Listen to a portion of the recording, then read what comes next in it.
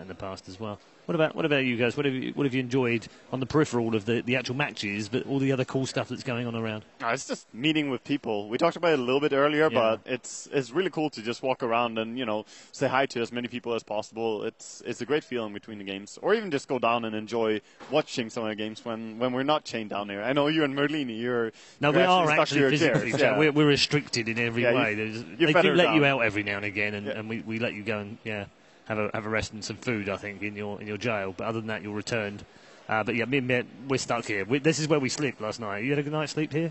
That's my next job. Yeah. Are we physically chained? Come on. It's fun. It's Dota. That's what we live for. Yeah, absolutely. We're not all as young as we once were, unfortunately. Especially me. Well, wait, did you feel like I was going to go on the offensive then? Did you get that in before I? Okay, yeah. All right.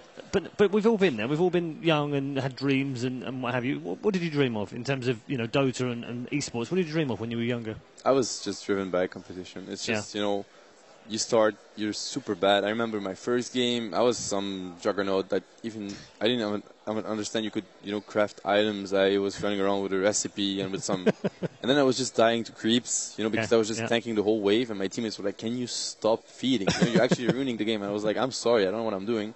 Like, just hide, be sneaky. And then I spent the whole game level 1 in the jungle between trees, and what are you doing now? I'm like, I'm not feeding, and I'm doing good. I've been alive for like the past 10 minutes or whatever. That's what I did in my first game. Oh, yeah. So you were probably... my friends literally told me, just pick techies, go to the trees, and do your thing. Yeah, exactly. Wow. It actually is, and you know where I started to put my mines at the start? I just mined next to my towers because I thought I was actually defending the towers. But don't make fun of us, because if we No, I'm not. I'm definitely no. We're all in the same boat here. That's we're all in our team, right? Yes, absolutely. That's you. I would not make fun of you because, seeing as we're in Dota confession right now, I'm going to come clean with my first game. Okay. All right.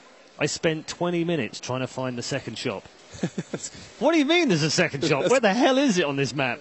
Could not find it. I was trying to finish it. I can't remember what I was trying to buy, but whatever I was trying to buy, the finishing item was in the... I'm like, I don't even know where this shop is. Someone give me a map. So you run around? Yeah, I was running around. Go back to fountain. It literally was running around. It must be on the other side. They must have made it harder. That makes sense, right? So I go to the other side, and then, of course, I die every time. And I'm just getting really frustrated. Why do I keep getting killed? And they're like, please stop feeding. The others are like, why is he going to the others? Probably thought it was their shop, in their base, their fountain. The revelation after 3 games of realising that I had one on my side was genuinely like a halo. I was like, oh, this is brilliant. So we're in Dota confession now. Anything you want to share with us? Yeah, my first games, I think I was anti-mage, and I was like, man, I keep getting harassed back to lane. I was like, I don't want to walk all the way back to fountain. I thought Perseverance was the best item ever. I was like, I get to stay in lane forever. I get free damage. It only takes up 1 slot, and you get like 3 Perseverance. He was already that guy harassing the support. Just go bring me a salve. I'm sitting there. Just okay. I don't want to walk. Okay, let's end the confession right now before we get into too much trouble. We were all young once, of course, and we all made those mistakes. But there is one gentleman who is very young at this international, and he's just 16, and he stands on the verge of becoming the first player in esports history to go over $500,000. He could even make it a millionaire by the end of the tournament. That man is Sumail, and he has an amazing story coming from the streets of Pakistan.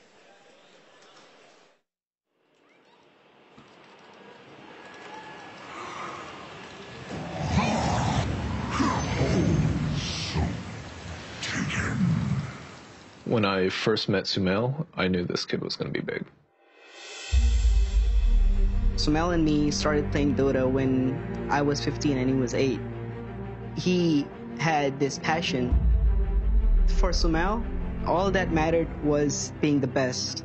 His desire to compete at the highest level, his will to be a professional, that was the most prominent thing that I got from him.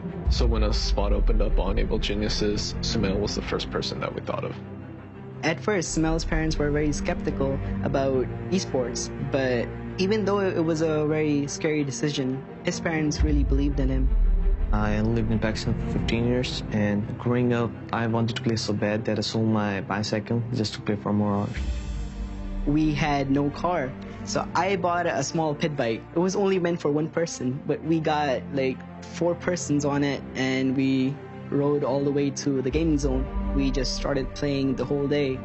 Pakistan doesn't have much resources to fulfill the needs of gaming, and to play the game, it's very easy over here. My dad worked really hard to get me and my family here. I live with 8 family members in a small apartment, and I share my room with 3 family members. It's really mesmerizing for all of us. And he's been playing so fast, never tired, never get bored. I play about 9 hours a day. It needs a lot of hard work and dedication, and in Dota there's always something new, so you just can't stop. Sumail's entire life revolves around Dota. Aside from school and his family, this is pretty much his life. This is what he's been doing since he's been 6. I think he's established himself quickly as one of the most skilled mid players in the game. But I think what's going to be really important for him as he develops is how he interacts with his teammates. I have a lot of room to improve, and Fair is like the most experienced player. So I've learned a lot from him, and I think he's like one of the main reasons I'm here now. At Summit 3, I thought I was the only reason our team lost because I just played so poorly. Fair helped me learn just to trust your teammates. He told me that the good players learn from their mistake and not get upset. Instead, they practice out, and that's how you become the best. Sumail's definitely a confident player. He came in at 15 years old and somehow managed to win the biggest prize pool outside of the international. And a lot of that had to do with his confidence in himself. If he didn't have that, under all of that pressure, I think most players would have just crumbled. All this fame, all this money, all this glory, it didn't change him. That's the best part of who he is. He's really ambitious. He always been saying to his mom and dad, let me do this, and one day I'll make you all proud of me. And he's doing it. He's on his right path. I'm excited about everything in my future, but I'm mostly more excited than anything else about winning TF5. TF5 is everything. You win this, you win everything.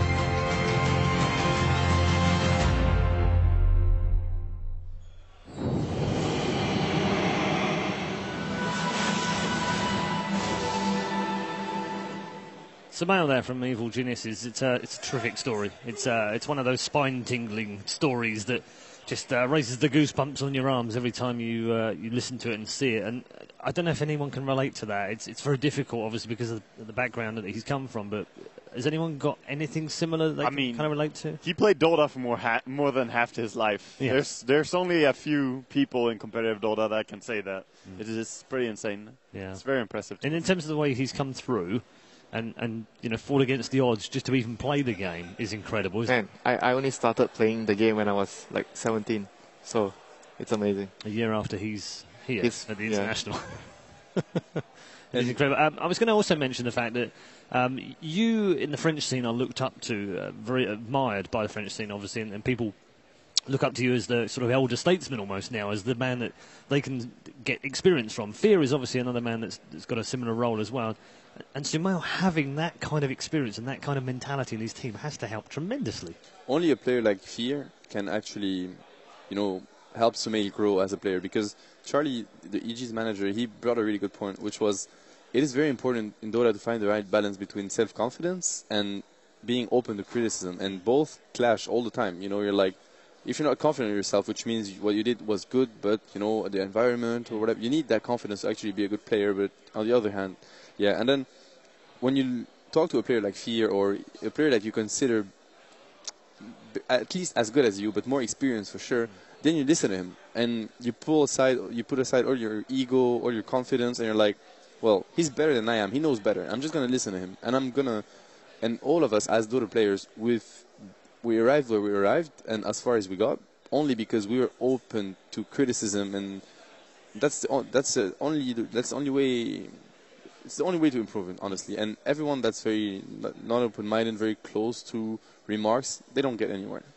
How does he? How do you think he takes all of this in? This media attention, adoration of fans, giant stadium, $18 million on the line, and he's 16 years old. It's very hard for me to comprehend what must go through his mind. But he seems, outwardly anyway, from the small amount I know of him, that actually he's a very confident young man, but also has some humility about him as well. Well, it's hard for me to say because I don't know him personally, at least not really well. But the good thing about Dota is that it requires so much focus and so much preparation that you don't really get the time to, look at the crowd, like in game. Look at the crowd, watch. Now they get it because there's a poll, so that might be a factor. But usually you don't. You just focus. You come, you play your game, you do your best, you win, you lose. End of story. Okay. Anything to add to that, Melanie?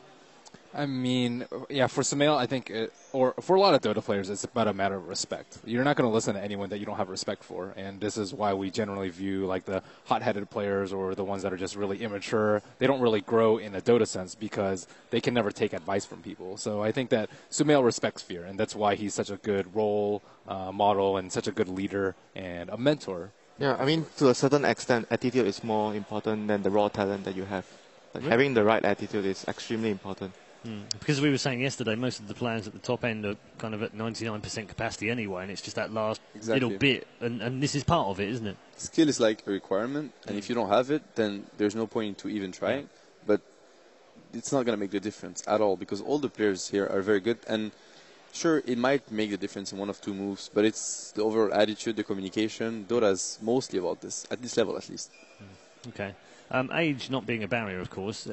Where do we get the next Sumail from? Where does that come from? It's got to be a conveyor belt. Well, what was interesting to me about Sumail is that he's been playing since he's 6. Yeah. And a lot of people think that, I can just play Dota and get really good, be at TI in a year. But all these players have been playing, I would say, like minimum 6-7 years. That's like the very, very minimum. And Sumail's been playing for 10 years. He's 16, but he's still been playing since he's 6. He's old man. He's an old man. Yeah, old man Dota already. That's brilliant. But the other thing is where you can have players from Complexity coming from Heroes of Newerth, for instance, and then coming into Dota 2, similar aspects to it, but different game.